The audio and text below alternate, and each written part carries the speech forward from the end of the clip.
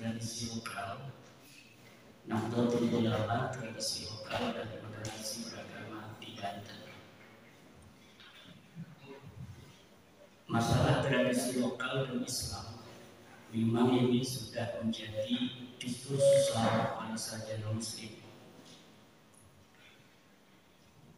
Para sarjana Muslim membuat kajian adakah hubungan antara universalisme Islam dengan tradisi lokal di mana Islam itu berada. Misalnya kita bisa kutip Ibnu Khaldun dalam Al-Muqaddimah. Menurut Ibnu Khaldun, geografi, klimatologi dan demografi mempunyai pengaruh terhadap watak-watak manusia yang hidup di atasnya. Ibnu Khaldun membagi klimatologi dari bola dunia menjadi 7 klimatologi. Sementara Sakristani juga umpamanya di dalam kitab Al-Bilal wa Nihal itu hampir serupa dengan Ibnu Khaldun mengatakan bahwa teori peradaban manusia dipengaruhi oleh iklim, sumber tanus, dan geografi di mana manusia-manusia yang hidup di atasnya itu berada.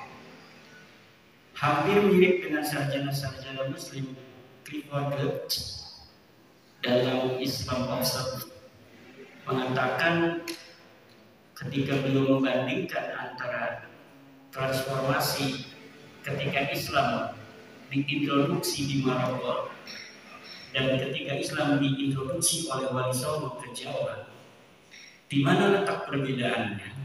Menurut Clifford Geertz, bahwa Islam yang ada di Maroko terindikasi lebih agresif dan oposisional terhadap segala macam bentuk politik yang ada di sana.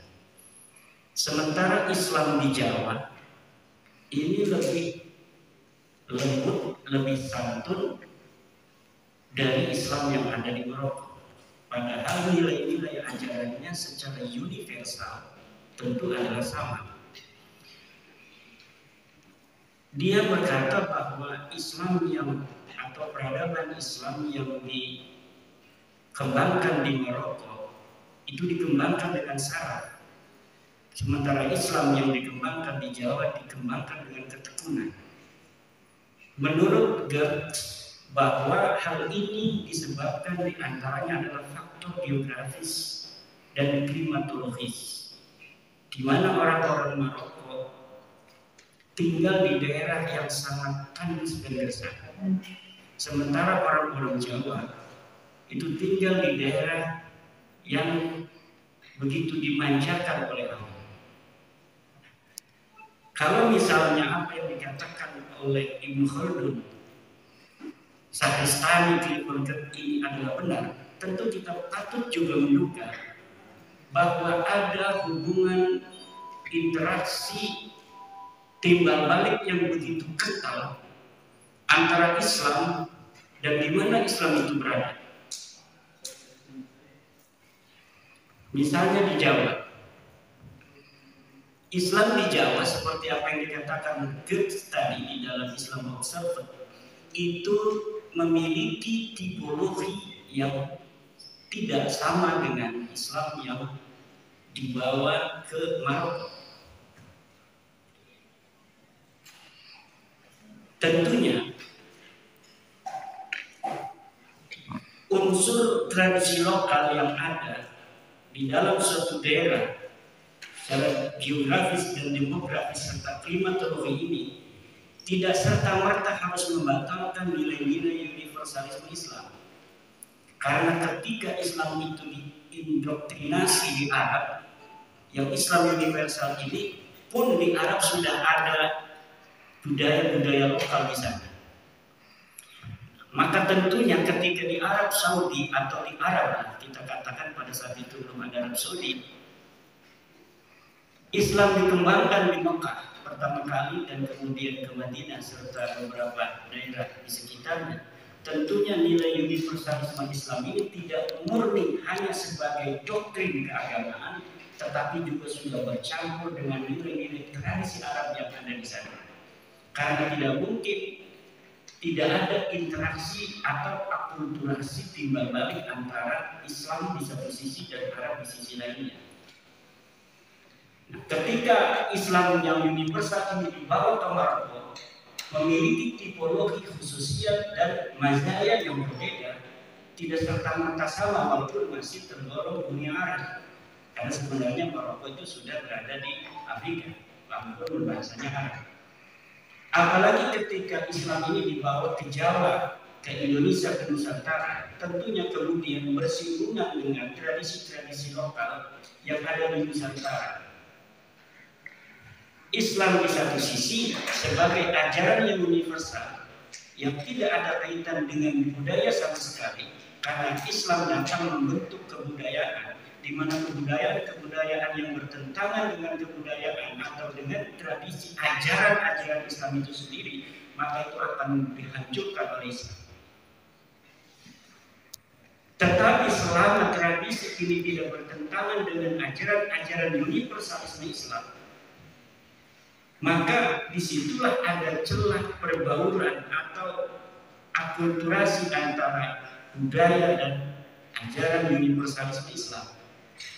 Ketika di Arab Islam ini diperkenalkan, maka di Arab sudah ada budaya-budaya yang tidak sesuai dengan universalisme Islam itu hilang, seperti tidak egaliter, adanya tribalisme, kesukuan, di mana orang-orang yang mempunyai nasab lebih mulia, maka dia secara sosial akan langsung mendapatkan tempat di tengah-tengah masyarakat, dan orang-orang yang miskin akan tertindas. Ini bertentangan dengan sifat-sifat atau ajaran universalisme Islam, maka ini dihilangkan oleh Islam.